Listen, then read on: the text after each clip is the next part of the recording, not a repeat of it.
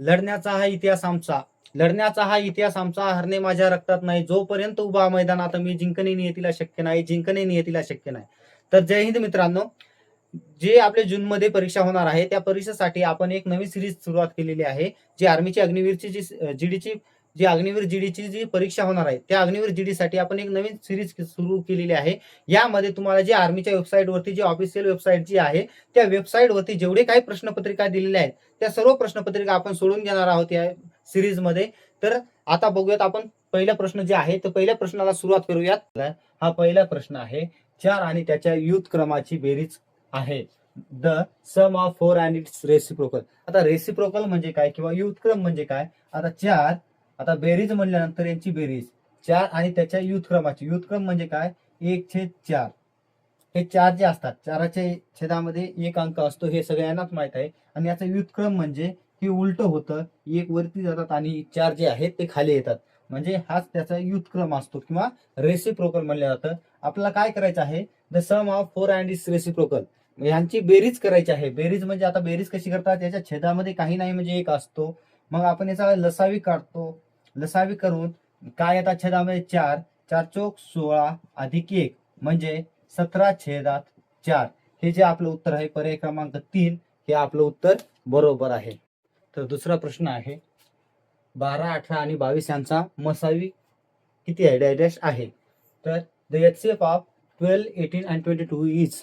म्हणजे याचा जो मसावी आहे तो मसावी काढायचा आहे. मसावी म्हणजे काय असते? ज्या काही आता संख्या दिल्या आहेत, समजा इथं संख्या दिल्या आहेत 12, 18 आणि 22, ह्या तिन्ही संख्यांना अशी कोणती मोठ्यात मोठी संख्या जी आहे, अशी कोणती मोठ्यात मोठी संख्या आहे ज्या संख्येने ह्या तिन्ही संख्यांना आपण काय करू शकतो?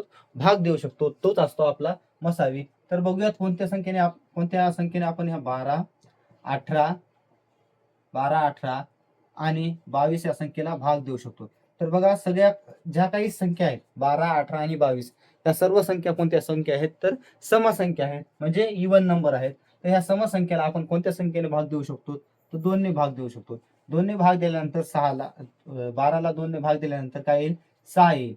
इथं 9 येतील आणि इथे येतील 11. आता परत आपण दुसऱ्या संख्येने भाग देऊ शकतो का? 6 आणि 9ला 3 ने भाग देऊ शकतो, परंतु 11ला देऊ शकतो का? नाही.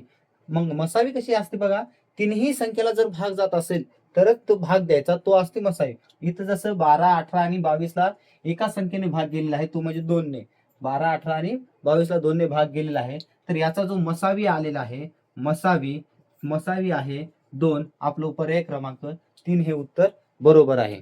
चला तिसरा प्रश्न बघूया. काय आहे तिसरा प्रश्न? क्रमाने येणाऱ्या 3 पूर्णांक संख्यांची बेरीज 126 आहे, तर सगळ्यात मोठी संख्या डॅश आहे. म्हणजे कोणती संख्या आहे? If the sum of 3 consecutive integers is 126, then the largest number is. म्हणजे लार्जेस्ट नंबर विचारला किंवा सगळ्यात मोठी संख्या कोणती आहे? 3 पूर्णांक संख्या दिलेल्या असतील त्या 3 पूर्णांक संख्यांची, कोणत्याही 3 पूर्णांक संख्यांची जी बेरीज आहे ती 126 आहे.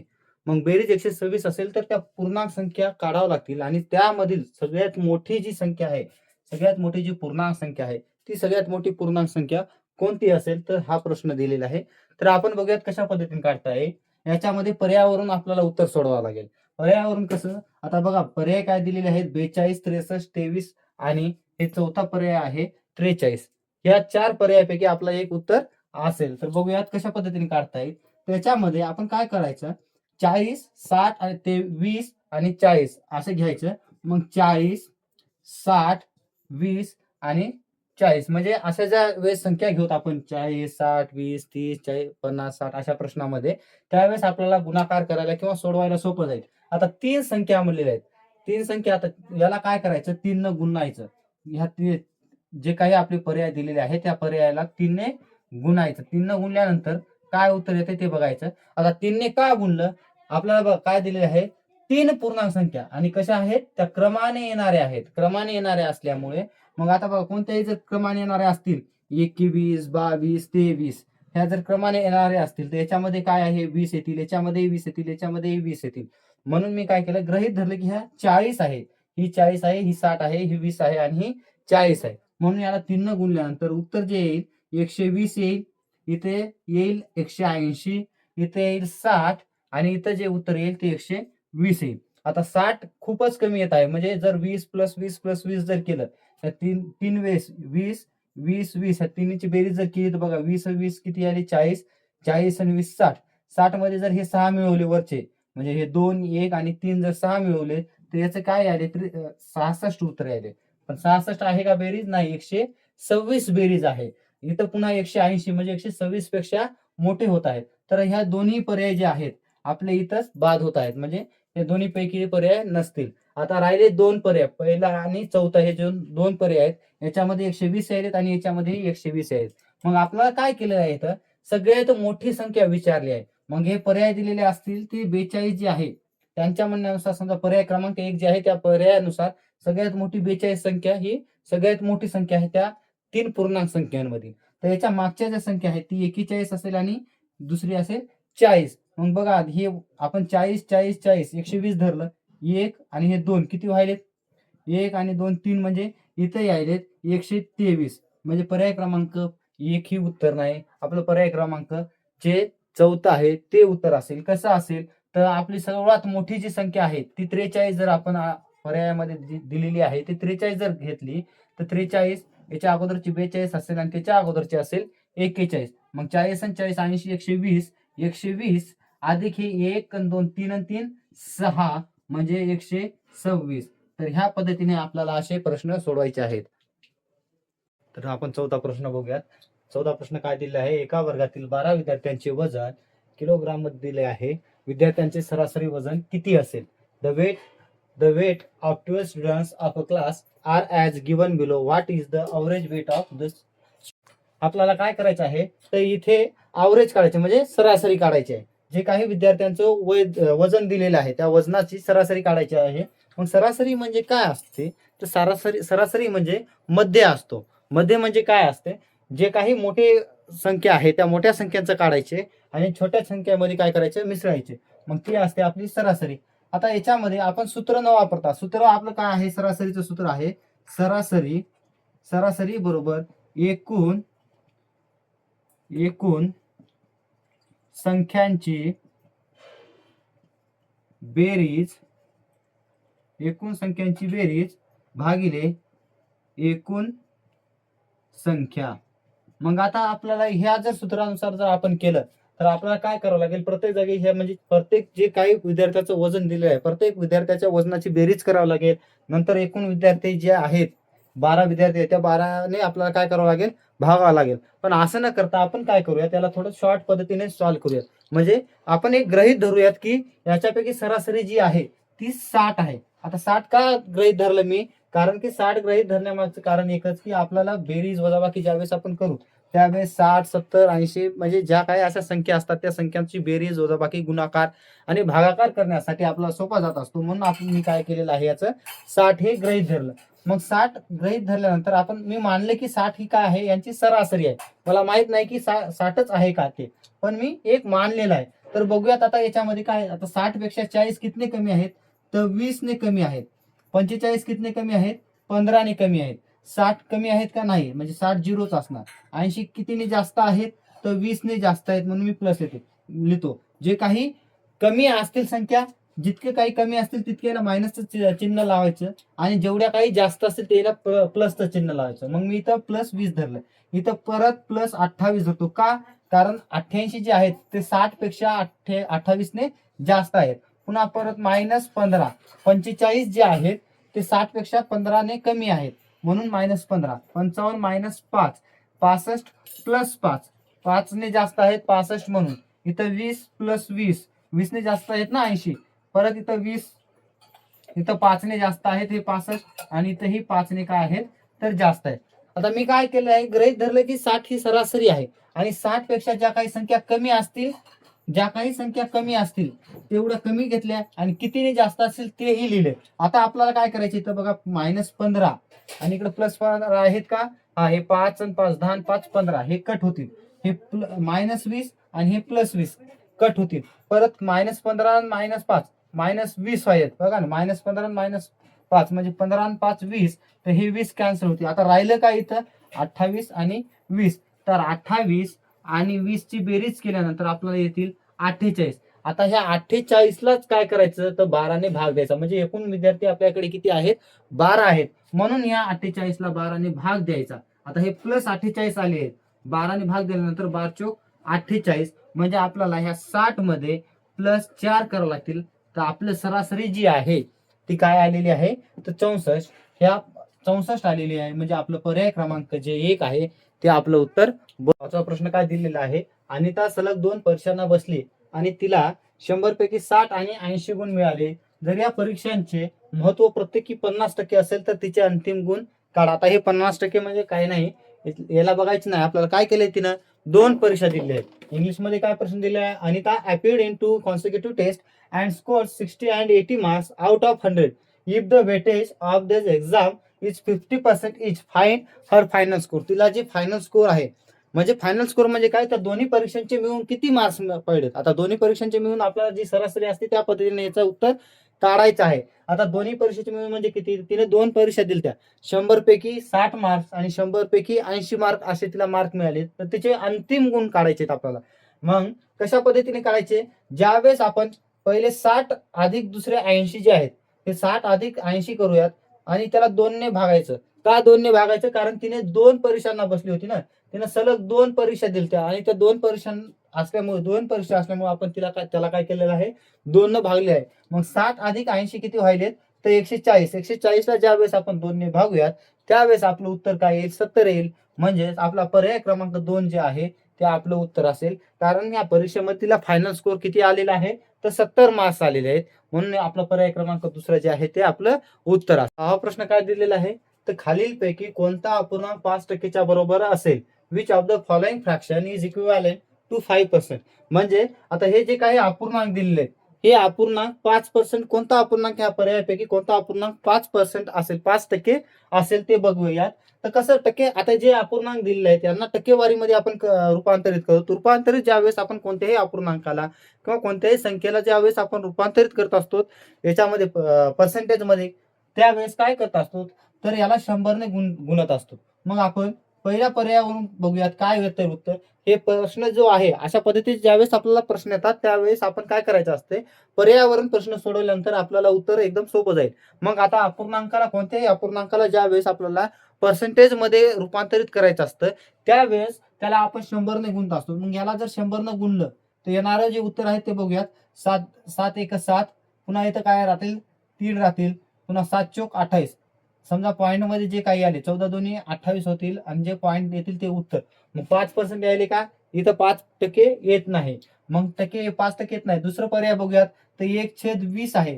ह्या 1/20चं रूपांतर आपल्याला जर फ्रॅक्शन मध्ये म्हणजेच अपूर्णांकामध्ये ज्यावेळेस करायचं असतं, फ्रॅक्शन मध्ये किंवा अपूर्णांकामध्ये ज्यावेळेस आपण रूपांतरित करत असतो पर्सेंटेज मध्ये फ्रॅक्शनला किंवा अपूर्णांकाला, त्यावेळेस आपण याला काय करत असतो 100ने गुणत असतो. मग 100ने 20 पंचे 100, 5 1 5, याचं उत्तर काय आलंय 5% हे उत्तर आले आहे. म्हणजे आपला पर्याय क्रमांक 2 हे बरोबर आहे. आता पुढचेही पर्याय बघायचे की आपलं पर्याय जे 2 आहे हेच बरोबर आहे का. आता 307ला ज्यावेळेस आपण 100ने गुणूयात, 100ने गुणणं म्हणजे याला आपण काय करत आहोत तर टक्केवारीमध्ये जे टक्के आहे त्याच्यामध्ये रूपांतरित करत आहोत. मग याला गुणल्यानंतर याचंही उत्तर 14 पॉईंट काहीतरी येईल. मग हे 14 2 28 तर 42 पॉईंट काहीतरी पर्सेंटेज मध्ये येईल. म्हणजे हाही पर्याय चुकीचा आहे. आणि याचं ज्यावेळेस 4/5ला ज्यावेळेस आपण टक्केवारी करूयात, टक्केमध्ये करूयात रूपांतरित, तर 20 येईल.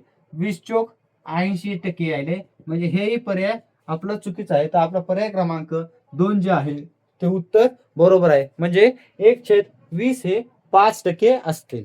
प्रश्न काय दिलेला आहे 7वा, मोहित व त्याच्या बहिणीच्या आजच्या वयाचे गुणोत्तर 3:4 आहे. जर मोहितचे वय 18 वर्षे असेल तर त्याच्या बहिणीचे आजचे वय किती. The ages of Mohit and his sister are in the ratio 3:4 at present. If Mohit is 18 years old, how old his sister at present. आता प्रश्न काय दिलेला आहे, मोहित व त्याच्या बहिणीच्या जे वय आहे त्या वयाचे गुणोत्तर दिलेलं आहे आणि आपल्याला काय विचारलंय तर त्याच्या बहिणीचे आजचे वय किती आहे ते विचारलेलं आहे. मोहितचे आजचे वय 18 वर्ष आहे. मग आपण जे गुणोत्तर असतं त्या गुणोत्तराला अशा पद्धतीमध्ये लिहितो 3/4. आता 3/4 हे काय मोहित व त्याच्या बहिणीचे गुणोत्तर आहे. बरोबर मध्ये लिहायचं 18/x. आता x का लिहिलं, आता 18 हे मोहितचं वय जे आपलं आहे, मोहितचं वय हे 18 वर्ष आहे. त्याच्या बहिणीचं वय माहित आहे का नाही, मग इथं आपण काय करायचं, हे एक्स इकडे भागाकारात आहे, इकडे गुणाकारात जातील, आणि इकडं हे जे 4 गुणाकारात आहे ते गुणाकारातले इकडं, सॉरी हे भागाकारातले 4 इकडे गुणाकारामध्ये जातील. तर काय येईल, 3x बरोबर 18 गुणिले 4. मग 3 हे एक्सच्या गुणाकारामध्ये असल्यामुळे x बरोबर 18 गुणिले 4 छेदामध्ये येतील 3, 3 संग 18, तर x बरोबर 6 गुणिले 4 म्हणजे किती आले, तर 24 वर्ष. 24 वर्ष म्हणजे त्याच्या बहिणीचं जे वय आहे आजचं वय ते किती वर्ष आहे, 24 वर्ष. आपलं पर्याय क्रमांक 4 हे उत्तर बरोबर आहे. प्रश्न 8वा काय दिलेला आहे, 3x7 बरोबर x4 आहे, तर x कशाच्या बरोबर आहे, म्हणजे x ची किंमत काय दिली आहे ते विचारलेलं आहे. If 3:7 equals to x:4 then x is equal to, म्हणजे x ची जी किंमत आहे ती x ची किंमत काढायची आहे. आता याला आपण कशा पद्धतीने देत असतो, 3x4 ला आपण ह्या पद्धतीने देतो, बरोबर x आहे, x4 आहे ना, मग x/4 अशा पद्धतीने लिहित असतो. याच्या अगोदरचा जो आपण 7 नंबरचा प्रश्न बघितला होता त्यामध्ये जे वय काढलं होतं त्याच्यामध्ये जशा पद्धतीने केलं, इकडे जे छेदातली आहे म्हणजे इकडे भागाकारातली जी संख्या असते इकडे साईडला गुणाकारात जाते, आणि ह्या साईडची जी भागाकारातली संख्या असते त्या दुसऱ्या साईडला गुणाकारामध्ये जाते. त्याच पद्धतीने आपल्याला हेही सोडवायचं आहे. मग बघा 3 गुणिले 4 आहे, हे इकडे 4 जे आहे तिकडे गुणाकारामध्ये येतील, बरोबर x गुणिले 7. तर काय येईल, x बरोबर काय येणार आहे, 3 चौक 12 आहे, 12/7 अशा पद्धतीने याचं उत्तर काढायचं आहे. मग आपला पर्याय क्रमांक 2 जे आहे ते आपलं उत्तर बरोबर आहे. प्रश्न 9वा काय दिलेला आहे, 2000 रुपयावर वार्षिक 6% दराने 3 वर्षाचे सरळ व्याज डॅश डॅश असेल, म्हणजे काय असेल, the simple interest on 2000 rupees at 6% per annum in 3 years is. म्हणजे आपल्याला विचारले आहे की 3 वर्षाचे सरळ व्याज, 3 वर्षाचे 6% दराने 2000वर सरळ व्याज किती येईल. मग इथं आपण दरवेळेस काय करत असतो, मुद्दल गुणिले दर गुणिले काळ छेदामध्ये 100, हा हे फॉर्म्युला वापरून, हे सूत्र जे आहे हे सूत्र वापरून आपण दरवेळेस काय करत असतो, हे अशा प्रकारचे प्रश्न सोडत असतो. पण आता बघा याला 5 सेकंदामध्ये कशा पद्धतीने सोडवता येईल ते आपण बघूयात. आता इकडे लक्ष द्या, काय आहे, 6% दराने 3 वर्षाचे दिलेले आहे. आता 6% जे काही टक्केवारीमध्ये संख्या येत असतात, आता समजा 5% असतील तर 5%ला आपण कशा पद्धतीने लिहित असतो, 5/100 ह्या पद्धतीमध्ये आपण काय करत असतो, टक्क्याला लिहित असतो. म्हणजे हे टक्केचं जे चिन्ह आहे हे चिन्ह काढण्यासाठी आपण त्याच्या छेदामध्ये किती लिहित असतो, 100. जर आता 6% दिलेले आहेत, 6% म्हणजे 6/100 असतील. आता 100 वर किती झिरो आहेत, 100 म्हणजे 2 झिरो येतील, एकच्या नंतर 2 झिरो येतील. मग इथं काय करायचं, डायरेक्ट हे 2 झिरो कट करायचे. हे टक्केचं चिन्ह काढल्यामुळे येतं 6/100 आलेत, हे डायरेक्ट 2 झिरो कट जर केले तर आपल्याला काय होईल, 20 गुणिले 6 गुणिले 3 वर्ष. आता किती वर्षाचं काढायचं, इथं 3 वर्षाचं काढायचं असल्यामुळे 3 न गुणायचं. जर 2 वर्षाचं काढायचं असतं तर 2 न गुणलं असतं, किंवा 1 वर्षाचं काढायचं असतं तर आपण 1 नच गुणलं असतं. मग 6 दोन्ही 12 आलेत, 12 म्हणजे 120 गुणिले 3, तर 12 36, 36 आणि हे 0 360 रुपये. तर ह्या प्रश्नाचं जे उत्तर आलेलं आहे किती रुपये आलेलं आहे, 360 रुपये हे आपलं सरळ व्याज आलेलं आहे. तर आपला पर्याय क्रमांक 2 जे आहे ते आपलं उत्तर बरोबर आहे. प्रश्न 10वा काय दिलेला आहे, एक कार 120 मिनिटात 38,000 मीटर दूर जाते, तर त्या कारचा वेग किलोमीटर प्रति तास मध्ये किती असेल हे काढायचं आहे. A car covers 38,000 metre in 120 minutes, what is the speed of car in kilometre per hour. आता जे आपल्याला हे म्हणजे इथं काय करायचं आहे, याचा वेग जे दिलेला आहे हे किलोमीटर प्रति तासामध्ये काढायचं आहे. अगोदर कुठे किती दिलेलं आहे, मिनिटं, 120 मिनिटामध्ये 38,000 मीटर जाते, तर याचा वेग जो आहे किलोमीटर प्रति तासामध्ये काढायचा आहे. तर कसं काढायचं, आपल्याला माहित आहे वेगाचं सूत्र जे असतं, वेग बरोबर अंतर भागिले वेळ, हे सूत्र आहे वेगाचं. ठीक आहे, तर अंतर किती दिलेलं आहे, 38,000 मीटर दिलेलं आहे, 38,000 हे दिलेलं आहे मीटर मध्ये, आणि 120 मिनिटात दिले, म्हणजे वेळ किती दिलेला आहे, 120 मिनिट, 120 मिनिट दिलेलं आहे. आपल्याला कशामध्ये पाहिजे उत्तर, किलोमीटर प्रति तास मध्ये पाहिजे, किलोमीटर प्रति तासामध्ये वेग काढायचा आहे. तर कशा पद्धतीने काढायचा, आता आपल्याला माहित आहे 1000 मीटर, 1000 मीटर म्हणजे काय असते, 1 किलोमीटर असते, आणि एक तास म्हणजे 60 मिनिटं असतात. आता इथं बघा किती मिनिट दिलेले आहेत, 120 मिनिटं दिलेले आहेत. मग 120 मिनिटं म्हणजे किती तास असतील, तर 2 तास. 38,000 मीटर. एका एका 1,000 मीटर मध्ये 1 किलोमीटर असते, तर 38,000 मीटर मध्ये किती किलोमीटर असतील? तर 38 किलोमीटर असतील. Kilometre kilometre. तर 2 याला भाग जाऊ शकतो बघा. 2 बे 1 बे, इतर राहिला 1, 92 18. तर आपलं उत्तर जे आहे 19 किलोमीटर प्रति तास, म्हणजेच याला इंग्लिश मध्ये देतात 19 किलोमीटर पर हावर्स. हे आलं आपलं उत्तर. तर आपला पर्याय क्रमांक 3 जे आहे ते आपलं उत्तर बरोबर आहे. प्रश्न 11 काय दिलेला आहे? 2x अधिक 3y मायनस 9z आणि 7y अधिक 3z यांची बेरीज डॅश डॅश असेल. The sum of 2x plus 3y minus 9z and 7y plus 3z is. यांची जी बेरीज आहे ती किती असेल? तर कशी करायची बघा. आता आपल्याकडे हे दोन इक्वेशन, दोन समीकरण दिलेले आहेत. हे जे आहेत हे दोन समीकरण दिलेले आहेत. काय समीकरण दिलेलं आहे? 2x अधिक 3y मायनस 9z आणि 7y प्लस 3z, म्हणजे हे दोन समीकरण दिले आहेत. आता याच्यामध्ये आता आपल्याला काय करायचे? ह्या दोन्हींची बेरीज, सम म्हणजे काय किंवा आणि म्हणजे काय, यांची बेरीज करायची. बेरीज कशा पद्धतीने करतो? आता बघा, जे काही वायचे व्हॅल्यू किमती आहेत त्या वाय जवळ न्यायचा आणि झेड झेड जे आहेत त्या जवळ घेऊन जाऊयात. आता बघा, 2x म्हणजे 2x अधिक 3y आणि इथं किती आहेत? अधिक 7y. त्याला अधिकचं चिन्ह आहे 7y मायनस 9z अधिक 3z. हे घेतले जवळजवळ. वाय आणि झेडच्या किमती ज्या आहेत त्या जवळजवळ घेतल्या. आता बघा, मायनस 9z आणि मायनस 3z. आता ज्या वेळेस एक संख्या निगेटिव्ह म्हणजे जी ऋण संख्या एक असेल आणि दुसरी जर धन संख्या असेल तर यांचं जे उत्तर येत असते ती ऋण संख्या येते आणि इथे होते असते वजाबाकी. किंवा मायनस प्लस असेल तर या दोघांची काय होत असते? वजाबाकी होत असते. आणि मोठ्या संख्येचं जे चिन्ह आहे ते मोठ्या संख्येचं चिन्ह लागत असते. तर इथं -9 आहेत बघा ना. -9z वजा 9z अधिक 3z आहे. या दोन्हीची जर वजाबाकी होत असते, एक मायनस आहे आणि एक प्लस आहे, या दोन्ही एक मायनस प्लस असल्यामुळे काय होत असते? इथं वजाबाकी होते. तर वजाबाकी केल्यानंतर काय होणार? 9 मधून 3 गेले, किती राहतील? 6z राहतील. आणि मोठ्या संख्येचं जे चिन्ह आहे, आता मोठ्या संख्येला कोणतं चिन्ह आहे? मायनसचं चिन्ह आहे, म्हणजे ऋण चिन्ह आहे. तर ते चिन्ह मोठ्या संख्येत चिन्ह लागत असते. आता 3y अधिक 7y किती होईल? तर 10y होणार. आणि हे 2x जे आहे ते जशाच तसं 2x, कारण 2x ची दुसऱ्या जागी दुसऱ्या इक्वेशन मध्ये दुसरं जे समीकरण आहे त्या समीकरणामध्ये किंमत नाही 2x ची, म्हणून आपण काय केलं आहे? 2x जशाच तसं लिहिलं. तर याचं जे उत्तर आहे 2x अधिक 10y वजा 6z हे उत्तर आलेलं आहे. पर्याय कोणत्या पर्यायामध्ये आहे? 2x अधिक 10y वजा 6z, म्हणजे आपलं पर्याय क्रमांक 2 हे उत्तर काय आहे? तर बरोबर आहे. प्रश्न 12वा काय दिलेला आहे? जर 2m मायनस 3 बरोबर m/3 प्लस 7 आहे तर m किती असेल? If 2m minus 3 equals to m/3 plus 7 then m is equal to, म्हणजे आपल्याला काय करायचं आहे? इथे एक समीकरण दिलेलं आहे.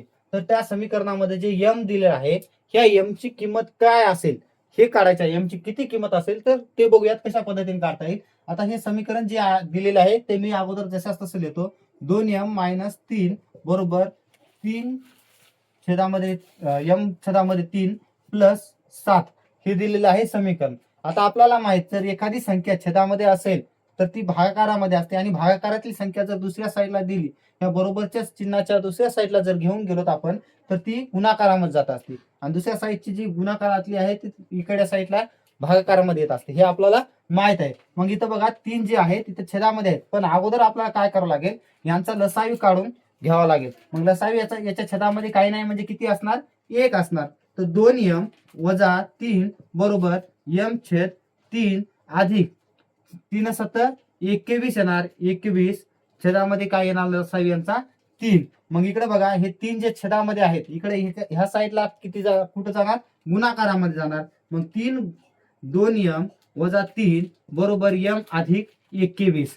तर m अधिक 21 या 3 याला जर कंसाला जर गुणलं तर 6m वजा 3 त्रिक 9 बरोबर m अधिक 21. तर 6m बघा इकडे मायनस वजामध्ये काय आहेत? 9, मायनस 9 आहेत. इकडे गेल्यानंतर प्लस येतील आणि इकडे प्लस जे आहे m प्लस मध्ये आहेत ते m ह्या साईडला आल्यानंतर मायनस मध्ये येतील. मग 6m मायनस m बरोबर 21 अधिक 9, जे 21 अधिक 9 आहेत. तर 6m मधून जर m गेले तर 5m राहतील. तर या दोन्हीची बेरीज किती यायली?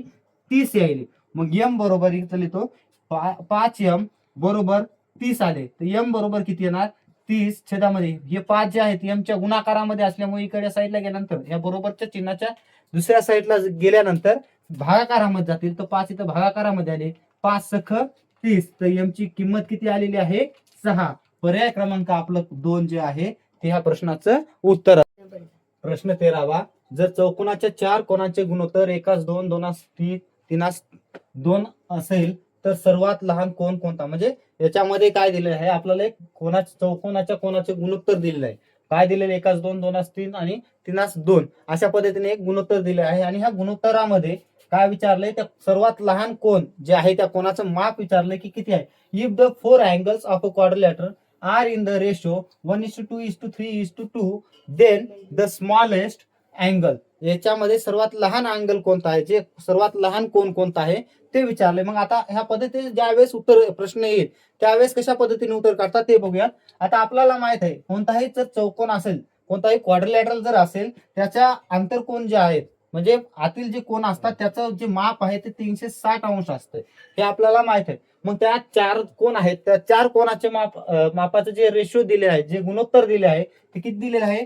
1:2 3:2 ह्या पद्धतीने दिलेलं आहे. मग आपण काय करूयात हे 4 कोणाचं दिलेलं आहे मग इथं आपण त्या चारींची बेरीज करूयात म्हणजे याला x गृहीत धरू x अधिक 2x अधिक 3x अधिक 2x हे आपले काय आहे पहिला जे कोण आहे समजा आता एक अशा पद्धतीने एक आकृती आहे हा एक आपला कोण दिलेला आहे आणि ह्या कोणामध्ये पहिला जे आहे ते x आहे ते 2x आहे ते 3x आहे अशा पद्धतीने आणि हे 2x आहे अशा पद्धतीने आहे असं आपण गृहीत धरलं. मग ह्या चारही कोणांची बेरीज जी आहे ती किती आहे 360 आहे 360 अंश असते. कोणत्याही चौकोनाच्या आतील कोणांची जी बेरीज असते ती 360 अंश असते. मग ह्या चारींची आपण बेरीज करूयात x अधिक 2x किती होतील 3x 3x अधिक 3x किती होतील 6x 6x अधिक 2x किती होतील तर 8x बरोबर 360.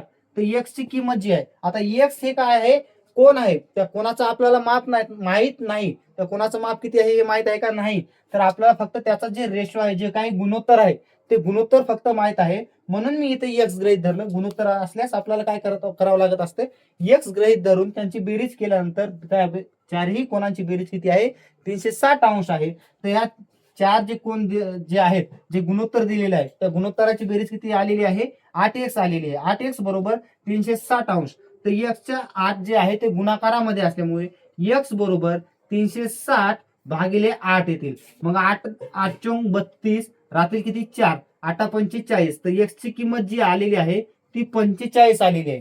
x ची किंमत किती आलेली आहे तर 45 अंश आलेली आहे. तर बघा आपल्याला सर्वात लहान विचारले सर्वात लहान कोण कोणता किंवा किती अंशाचा आहे सर्वात लहान तर सर्वात लहान काय आहे तिथे 1 आहे 1 ला आपण काय केलेलं आहे x आहे म्हणजे x ची किंमत ती आलेली आहे 45 डिग्री हे झालं आपलं सर्वात लहान. जर इथं जर आपल्याला विचारलं असतं ह्याच प्रश्नात जर विचारलं असतं की सर्वात मोठ्या कोणाचे माप किती किंवा सर्वात मोठा कोण जे आहे किती अंशाचा आहे तर याच्यामध्ये बघायचं सर्वात मोठं गुणोत्तर कोणतं आहे 3x चा आहे. मग 3x चा असल्यामुळे काय करायचं 3 x ची किंमत 3x बरोबर 3x आता x ची किंमत किती आलेली आहे 45 आलेली आहे 3 गुणिले 45 तर 3 15 ला 5 हातचे 1 3 चौक 12 आणि 1 13 ह्या पद्धतीने सर्वात मोठा कोण जे आहे ते 135 अंशाचा आहे आणि सर्वात लहान जे कोण आहे ते किती अंशात आहे 45 अंशात आहे. म्हणजे आपलं ह्या प्रश्नाचं उत्तर जे आहे पर्याय क्रमांक 2 हे उत्तर बरोबर आहे. प्रश्न 14 काय दिलेला आहे एका नियमित बहुभुजाचा प्रत्येक अंतरकोन 135 अंशाचा आहे त्यामध्ये एकूण किती बाजू आहेत. A regular polygon is such that it's interior angle is 135 degree how many side does it contains. आता रेग्युलर पॉलिगॉन किंवा नियमित बहुभुजाकृती म्हणजे काय त्याचे जे कोन असतात कोन आणि ज्या साईड असतात ज्या काही बाजू बनतात त्या बाजू आणि साईड किंवा बाजू आणि जे कोन आहेत ते एका सारखेच असतात म्हणजे इक्वल असतात त्याला आपण काय म्हणत असतो नियमित बहुभुजाकृती किंवा रेग्युलर पॉलिगॉन म्हणत असतो. तर आता याच्यामध्ये आपल्याला प्रत्येक कोणाचं जे आंतरकोन आहे त्या बहुभुजाकृती जी आहे जे काही पॉलिगॉन आहे त्या पॉलिगॉनचं प्रत्येक आंतरकोन जो आहे 135 अंशाचा दिलेला आहे आणि विचारलंय काय की त्याच्यामध्ये किती बाजू आहेत. ज्यावेळेस अशा पद्धतीचा प्रश्न येतो की बाजू काढायच्या असतात आणि आंतरकोनाचं माप जे आहे ते एकसारखंच असते सगळे जे काही आंतरकोन आहेत त्या प्रत्येक आंतरकोनाचं माप जे आहे एकरूप असते एकसारखंच असते त्यावेळेस आपल्याला एक सूत्र वापरावं लागत असतं n-2 गुणिले 180 छेदामध्ये n. आता याच्यामध्ये n काय आहे तर n असते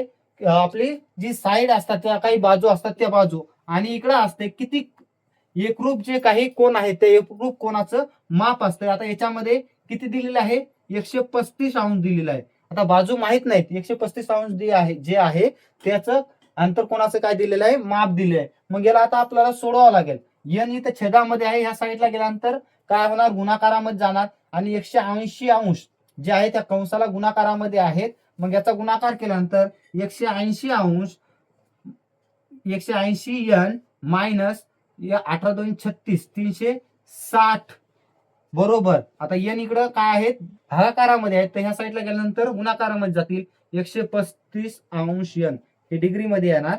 ठीक आहे.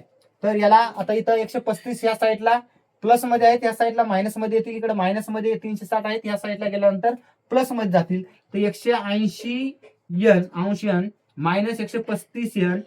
आता हे आपण काय करूयात एका साईडला जे n जे काही पद आहेत यांचे पद जे आहेत ते एका साईडला घेतले, आणि जे यांचं पद नाही त्याला दुसऱ्या साईडला गेलं. तर इथं प्लस इथं मायनस आहे, ह्या साईडला गेल्यानंतर काय होईल प्लस 360 डिग्री होतील. मग आता बघा 180 मधून 135 n जर आपण वजा केले, 180 n मधून जर 135 n आपण वजा केले तर किती राहतील 10 मधून 5 गेले राहिले 5, इथं 7 मधून 3 गेले किती राहतील 4 45, आणि इथं 1 मधून 1 गेला 0, ही वजा बाकी केली आपण. 180 n मधून 135 n वजा केल्यानंतर आपल्याकडे राहतील 45 n बरोबर 360. आता इकडे बघा 45 n च्या काय आहेत गुणाकारामध्ये आहेत, ह्या साईडला गेल्यानंतर भागाकारामध्ये जातील. तर n बरोबर 360 भागिले 45. आता 45 ला याला भाग कोणत्या संख्येने देऊ शकतो आपण 5 9 45, 5 5 7 35, इथं किती राहतील 1 राहील, 5 2 10. आता इथं राहतील 72 छेदामध्ये 9, 9 8 72, म्हणजे n जे आहे ते किती आलेलं आहे 8. आणि मी सांगितलं होतं n म्हणजे काय आहेत त्या आंतरकोनाच्या बाजू आहेत. n म्हणजे काय n बरोबर बाजू आहे, n बरोबर काय आहे तर बाजू आहेत. मग n किती आलेला आहे 8 आलेला आहे, आणि 8 आपला पर्याय क्रमांक किती आहे चौथा. जे आपला पर्याय क्रमांक चौथा आहे ते या प्रश्नाचं उत्तर असेल. प्रश्न 15. एका धाग्याच्या साहाय्याने काय दिलेलं आहे एका धाग्याच्या साहाय्याने 28 मीटर लांब व 10 मीटर रुंद एक आयत बनविला आहे. परत त्याच धाग्याच्या साहाय्याने चौरस बनविला तर त्या चौरसाच्या बाजूची लांबी काय असेल. A rectangle 20 metre long and 10 metre wide is form with the help of thread. With the same thread a square is then form. What is the side of square. इथे काय विचारलेलं आहे आपल्याला स्क्वेअरची जी साइड आहे ती साइड विचारली, किंवा जी बाजू आहे चौरसाची त्या बाजूची लांबी किती असेल ते विचारलंय. मग ह्या जागी बघा आपल्याला काय केलेलं आहे 28 मीटर लांब व 10 मीटर रुंद, म्हणजे एक रेक्टँगल आहे जे काय आपला आयत आहे त्या आयताची 28 मीटर लांब व रुंदी किती आहे 10 मीटर रुंदी आहे. मग आपल्याला माहिती की आयताच्या ज्या बाजू असतात त्या समोरासमोरच्या एक सारख्याच असतात, किंवा इथे आपल्याला काय करावं लागेल परिमिती काढावं लागेल की किती लांब तो धागा आहे जो काही ज्या काही दोऱ्याच्या साहाय्याने आपण हा आयत बनवला आहे त्या आयताच्या तो दोरा आहे त्या दोऱ्याची लांबी किती आहे ते काढावं लागेल. मग ते परिमिती काढण्यासाठी याचं जे सूत्र आहे आयताच्या परिमिती सूत्र काय असते 2 गुणिले लांबी कंसामध्ये लांबी अधिक रुंदी हे सूत्र असते लांबी अधिक रुंदी. तर बघा लांबी किती दिलेली आहे लांबी दिलेली आहे 28 मीटर आणि रुंदी किती आहे 10 मीटर. तर 28 अधिक 10 किती होतील 2 गुणिले 38 मीटर.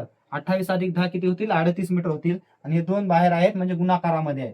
8 2 16 याचा गुणाकार किती यायलाय 8 2 16 ला 6 हातच्या आले 1 बेत्रिक 6 आणि 1 7 म्हणजे 76 मीटर ही काय आहे त्या धाग्याची लांबी आहे. मग आपल्याला माहित आहे की आता काय करायचं इथं त्याच धाग्याच्या साहाय्याने म्हणजे जे काही 76 मीटर लांब जो धागा आहे त्याच धाग्याच्या साहाय्याने आपण काय बनवत आहोत तर चौरस बनवत आहेत. बघा ना प्रश्नामध्ये दिले त्याच धाग्याच्या साहाय्याने चौरस बनवला तर त्या चौरसाच्या बाजूची लांबी त्याच धाग्याच्या साहाय्याने आपण काय बनवलेलं आहे चौरस बनवलेला आहे, आणि त्या चौरसाची जी बाजू आहे त्या बाजूची लांबी विचारली. मग आपल्याला माहित आहे की चौरसाच्या बाजूची जी काही परिमिती असते चौरसाची जी परिमिती आहे. आता इथं परिमिती काढावं लागेल म्हणजे आपल्याला चारही बाजूपैकी एक बाजू काढायची असेल तर परिमिती बघावं लागेल परिमितीचं सूत्र वापरावं लागेल.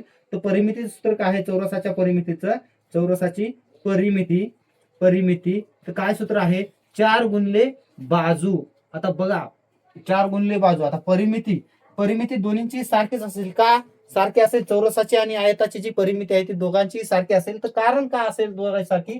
कारण त्याच धाग्याच्या साहाय्याने जो काही धागा आपण आयत बनवण्यासाठी घेतलेला आहे, त्याच धाग्याच्या साहाय्याने आपण काय बनवत आहोत? चौरस पण त्याच धाग्याच्या साहाय्याने बनवत आहे. इथं लहान मोठा काढण्यात आलेला आहे, त्याचं काय नाही, फक्त आपल्याला समजावं म्हणून मी ह्या आकृत्या काढलेल्या आहेत. त्याच धाग्याच्या साहाय्याने आपण काय केलेलं आहे? चौरस काढलेला आहे. म्हणजे त्या चौरसाची परिमिती किती असेल? तर जितकी परिमिती आयताची असेल तितकीच परिमिती चौरसाची असेल. तर आयताची परिमिती किती आलेली आहे? 76 मीटर. म्हणजे त्या धाग्याची जी लांबी आहे ती किती आहे? 76 मीटर आहे. आणि तोच धागा आपण चौरसासाठीही वापरलेला आहे.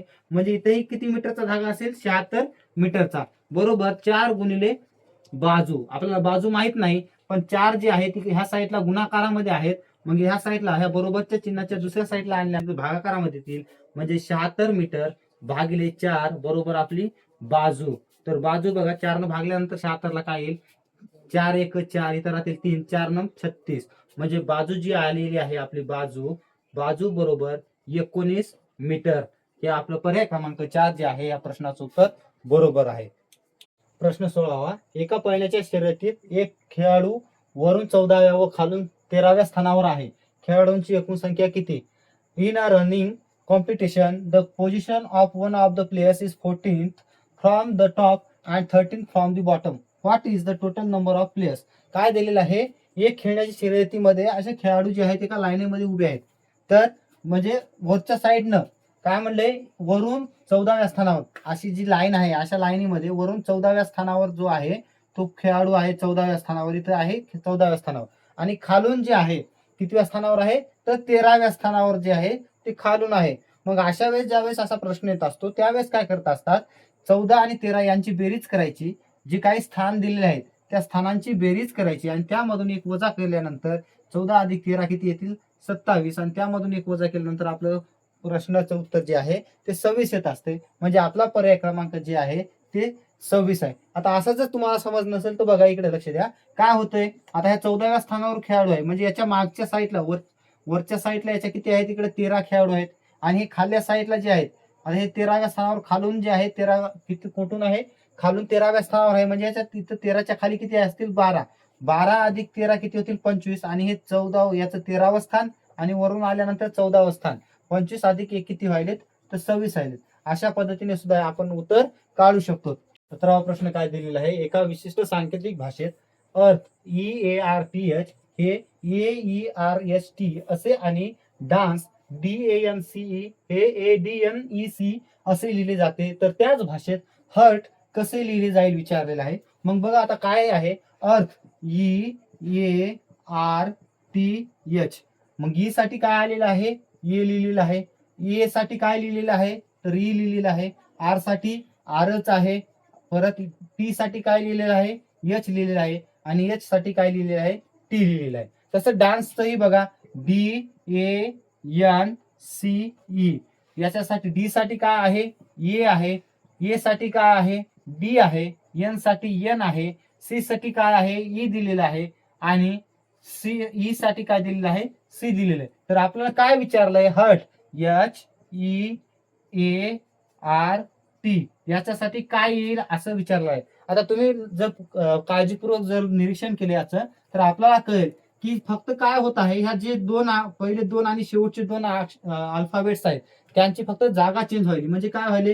ई साठी ए येत आहे, ई साठी ए यायले आणि ए साठी काय व्हायले? ई यायले. असं चेंज व्हायले. म्हणजे ई साठी ए यायले आणि ए साठी ई येत आहे. तसंच टी साठी जे खाल्ला एच आहे तो एच यायला आणि एच साठी काय यायली? टी यायली. तसंच त्याच्यामध्ये डान्समध्येही तेच पद्धतीने होत आहे. डी साठी काय यायलंय? तर त्याच्या खालचा जो अल्फाबेट आहे ए यायले आणि ए साठी काय यायले? वरचा अल्फाबेट यायले. म्हणजे खाल्ले वर यायले आणि वरलं खाली चेंज व्हायले, फक्त जागा. एन जशास तसं यायले, आर जशास तसं. मधला जो शब्द आहे किंवा मधला जो अल्फाबेट आहे तो जसा आहे तसाच येत आहे. तर सी साठी काय यायलंय? खालला ई यायलाय आणि ई साठी काय आलाय? तो वरला सी येत आहे. मग याच्यासाठी तसंच व्हायला पाहिजे. एच साठी काय यायला पाहिजे? तर ई यायला पाहिजे. जे एचच्या खालचा अल्फाबेट आहे, जे काही लेटर आहे ते यायला पाहिजे. आणि ई साठी काय व्हायला पाहिजे? वरचं जे एच आहे ते एच यायला पाहिजे. ई मधला असे जो लेटर आहे, मधलं जे लेटर आहे त्याच्यासाच तसं यायले. बघा आर साठी आर यायला, एन साठी एन यायले. मग तसंच इथंही ए साठी काय यायला पाहिजे? एच यायला पाहिजे. आता आर साठी काय यायला पाहिजे? हवं टी आणि टी साठी काय यायला पाहिजे? तर आर. मग आपलं काय आलंय उत्तर EHATR. तर आपल्या कोणत्या पर्यायामध्ये आहे? याच्यामध्ये नाही, यामध्ये नाही, यामध्ये नाही, फक्त पर्याय क्रमांक 4 मध्ये काय आहे? EHATR. आता याला शॉर्ट मध्ये कशा पद्धतीने आपण सोडू शकतो ते बघा.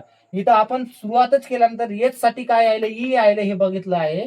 तर ई ह्या पहिल्या पर्यायामध्येही सुरुवातीला ई नाही, दुसऱ्या पर्यायामध्येही ई नाही, आणि तिसऱ्या पर्यायामध्येही ई नाही. तर आपलं उत्तर जे चौथा पर्यायामध्ये सुरुवातीला ई आहे, म्हणून आपण डायरेक्ट ई लिहू शकतो. तर अशाच पद्धतीने आपण याचं काय करायचं? उत्तर काढायचं आहे. प्रश्न 18 काय दिलेला आहे? जर PRODUCING प्रोड्युसिंग या शब्दातील अक्षरांची इंग्रजी वर्णमालेनुसार पुनर्रचना केली तर त्या पुनर्रचनेनंतर किती अक्षरांची जागा बदलणार नाही? आता काय पर्याय दिले? सर्व अक्षरांची जागा बदलेल, किंवा एका अक्षराची जागा बदलणार नाही, 2 अक्षरांची जागा बदलणार नाही, किंवा 3 अक्षरांची जागा बदलणार नाही. तर आपल्याला काय दिलेलं आहे? प्रोड्युसिंग दिलंय. आता प्रोड्युसिंग याला काय करायचं? आपल्याला इंग्रजी वर्णमाला जी आहे त्या पद्धतीनुसार लावायचं आहे. म्हणजे जसं आपले ABCDEF जे असतो त्या पद्धतीने ए अगोदर येते, नंतर बी येते, नंतर सी येते, नंतर डी येते. अशा पद्धतीने आपल्याला काय करायची? याची पुनर्रचना करायची. तर सुरुवातीला बघा ए येतं, पण ए आहे का या शब्दामध्ये? नाही. बी आहे का? नाही. सी आहे का? हा आहे. सी, इथं सी सुरुवातीला आहे, सी येईल. मग सीच्या नंतर डी येतं, डी. ABCD. ई आहे का? नाही. एफ आहे का? नाही. जी, EFG. एच आहे का? नाही. आय आहे का? आय. जे आहे का? नाही. के, एल, एम, एन, एन आहे. ओ, पी, क्यू आहे का? नाही. आर, एस, टी आणि यू. म्हणजे आता बघा सुरुवातीला काय आले? सी आले, नंतर डी आले, नंतर जी आले, आय आले, NOPRU. या पद्धतीने काय झालेले आहेत? या अक्षरांची ज्यावेळेस आपण शब्द रचना करू, पुनर्रचना करू वर्णमालेनुसार, त्यावेळेस पुनर्रचना केल्यानंतर सी सुरुवातीला आले, डी आले, नंतर जी आले, आय आले, एन आले, ओ आले, पी आले, आर आणि यू आलेला आहे. मग बघा एकही अक्षर असा नाही की ज्याची जे आपल्या पहिल्या जागेवर आहे. म्हणजे आरच्या जागेवर इथं जर आर आला असतं तर आपण म्हणलं असतं की एका अक्षराची जागा बदल नाही, किंवा ओच्या जागी जी आला असतं तर तरीही म्हणलं असतं की जागा बदल नाही. परंतु बघा पी ची सुरुवातीला आहे पी, एक जागे पहिल्या स्थानावर होतं, पण इथं पहिल्या स्थानावर सी आलेलं आहे. ही आर दुसऱ्या स्थानावर होतं, इथं डी आले. तिसऱ्या स्थानावर ओ होतं तर जी आले. चौथ्या स्थानावर डी होतं तर आय आले. 5व्या स्थानावर यू होतं तर एन आले. 6व्या स्थानावर सी होतं तर ओ आले. 7व्या स्थानावर आय होतं तर पी आले. 8व्या स्थानावर एन होतं तर आर आले. आणि 9व्या स्थानावर काय होतं? जी होतं तर यू आलेलं आहे. म्हणजे एकही जे आहे अक्षर, ते एकही अक्षर आपल्या पहिल्या जागेवर आलेलं नाही, म्हणून आपला पर्याय क्रमांक 1 आहे. सर्व अक्षरांची जागा बदलेल. प्रश्न 19 काय दिलेला आहे बघा? खालील संख्येच्या क्रमिकेत डावीकडून उजवीकडे, म्हणजे डाव्या साईडकडून जी डावी बाजू आहे, डाव्या बाजूकडून उजवीकडे जाताना काय म्हणतं? प्रत्येक संख्येच्या लगेच नंतर येणाऱ्या समसंख्येसह किती वेळा 4 हा अंक आलेला आहे. म्हणजे 4च्या नंतर असे किती वेळेस 4च्या नंतर समसंख्या आलेली आहे ते बघायची आहे. आता ही जी काही क्रमिक आहे याच्यामध्ये 4 किती वेळेस आलेला आहे? 1, 2, 3, 4, 5, 6. परंतु प्रत्येक 4च्या नंतर आपल्याला बघा समसंख्या दिसते का? नाही. इथं समसंख्या नाही, विषम संख्या आहे. इथं समसंख्या आहे का? नाही, विषम संख्या आहे. इथेही विषम संख्या आहे. इथं आहे का? हा, इथे एक समसंख्या आहे. म्हणजे ही एक जोडी झाली, म्हणजे 4च्या नंतर 6 लगेच म्हणजे समसंख्या आलेली आहे. असं एकदा झालेलं आहे, पुन्हा इथं दोनदा झालेलं आहे. इथं 4च्या नंतर विषम संख्या आहे. बघा या पूर्ण जी क्रमिका आहे, या पूर्ण क्रमिकेमध्ये 4च्या नंतर समसंख्या किती वेळेस आलेली आहे? 2च वेळेस आलेली आहे. इथं 8 आलेले आहेत आणि इथं 6 आलेले आहेत. म्हणून या प्रश्नाचं जे उत्तर आहे 3 हे पर्याय क्रमांक उत्तर बरोबर. प्रश्न 20 काय दिलेला आहे बघा? ज्याप्रमाणे पहिला अक्षर समूह दुसऱ्या अक्षर समूहाशी आणि तिसरा अक्षर समूह चौथ्या अक्षर समूहाशी संबंधित आहे, त्याचप्रमाणे 5व्या अक्षर समूहाशी संबंधित असलेला पर्याय निवडायचा. म्हणजे हा जो अक्षर समूह आहे तो याच्याशी जशा प्रकारे संबंधित आहे, तसाच हा जो अक्षर समूह ह्या अक्षर समूहाशी जसा संबंधित आहे, तसंच आपल्याला हा 5वा जो अक्षर समूह आहे तो इथल्या कोणत्या अक्षर समूहाशी संबंधित असेल या पर्यायापैकी ते बघायचं आहे. तर आता बघूयात. PARK, PARK जे आहे ते कसं दिलेलं आहे? आर, पी साठी आर आलेला आहे, ए साठी सी आलेला आहे, आर साठी टी आलेला आहे आणि के साठी एम आलेला आहे. आता बघा याच्यामध्ये कसं आलेलं आहे? पी मध्ये पी पासून जर 2 जर आपण पुढे चाललो, म्हणजे पी, क्यू आणि आर, पी मध्ये 2 जर आपण मिळवले तर पी पासून आपण 2 न पुढे जर गेलो तर आर येत आहे. ए पासून जर 2 न पुढे गेलो तर बी आणि सी, हे आपण 2 न पुढे गेलो तर सी येत आहे. आर पासून आर, एस, टी, इथं 2 न जर पुढे गेलो तर टी मिळत आहे. के, एल, एम, म्हणजे 2 जर इथं पुढे गेलो तर आपल्याला काय मिळत आहे, एम मिळत आहे. तसं आता याच्यामध्ये काय संबंध आहे बघूया. तिसऱ्या आणि चौथ्या अक्षर समूहामध्ये डी आर ए डब्ल्यू दिलेला आहे.